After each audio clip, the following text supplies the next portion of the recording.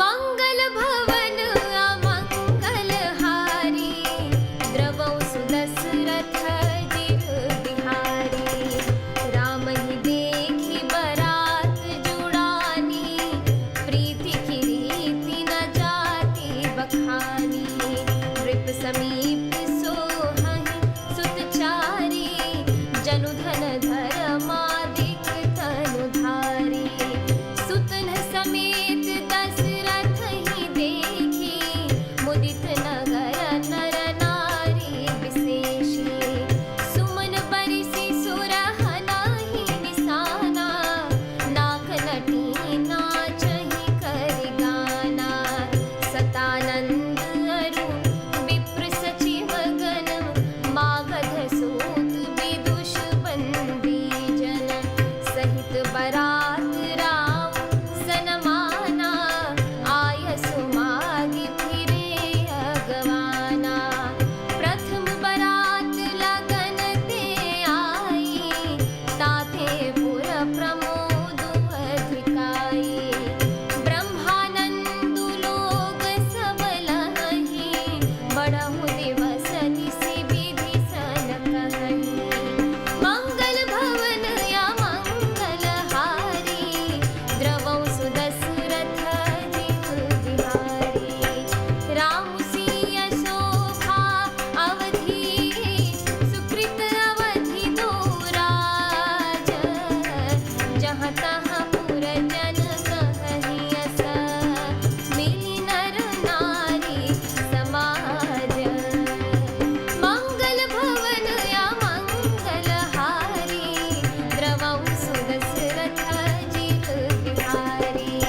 जनक सुकृत मूरति वैदेही, दशरथ सुकृत राम धरि देहि। इह सम काहु न शिव अवराधे, काहु न इन् समान फल लागे। इन् सम को न भयउ जग माही, है नहीं कतहु होने नाही।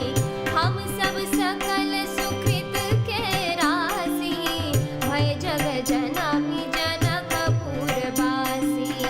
जिन्ह जानकी राम छवि देखी, को सुकृति हम सरिस विशेषी। पुनि देखब रघुवीर बियाहु, लेब भली विधि लोचन लाहु। कहहि परस्पर कोकिल बयनी, एहि बियाह बड़ लाभु सुनैनी। बड़े भाग विधि बात बनाई, नयन अतिथि हुई हहि दो भाई। मंगल भवन अमंगल हारी, द्रवौ सुदशरथ जिर बिहारी। बारहि बार स्नेह बसा, जनक बुलाऊ बसिया। लेन आए हहि बंधु दो, कोटि काम कमनीय। मंगल भवन अमंगल हारी, द्रवौ सुदशरथ जिर बिहारी। अर्थात श्री रामचंद्र जी को देखकर बारात शीतल हुई। राम के वियोग में सबके हृदय में जो आग जल रही थी वह शांत हो गई। प्रीति की रीति का बखान नहीं हो सकता। राजा के पास चारों पुत्र ऐसी शोभा पा रहे हैं मानो अर्थ, धर्म, काम और मोक्ष शरीर धारण किए हुए हो। पुत्रों सहित दशरथ जी को देखकर नगर के स्त्री पुरुष बहुत ही प्रसन्न हो रहे हैं। आकाश में देवता फूलों की वर्षा करके नगाड़े बजा रहे हैं और अप्सराएं गा गा कर नाच रही हैं। अगवानी में आए हुए शतानंद जी, अन्य ब्राह्मण, मंत्रीगण, मागध, सूत, विद्वान और भाटों ने बारात सहित राजा दशरथ जी का आदर सत्कार किया। फिर आज्ञा लेकर वे वापस लौटे। बारात लग्न के दिन से पहले आ गई है, इससे जनकपुर में अधिक आनंद छा रहा है। सब लोग ब्रह्मानंद प्राप्त कर रहे हैं और विधाता से मनाकर कह रहे हैं कि दिन रात बढ़ जाएं, यानी बड़े हो जाएं। श्री रामचंद्र जी और सीता जी सुंदरता की सीमा है और दोनों राजा पुण्य की सीमा है।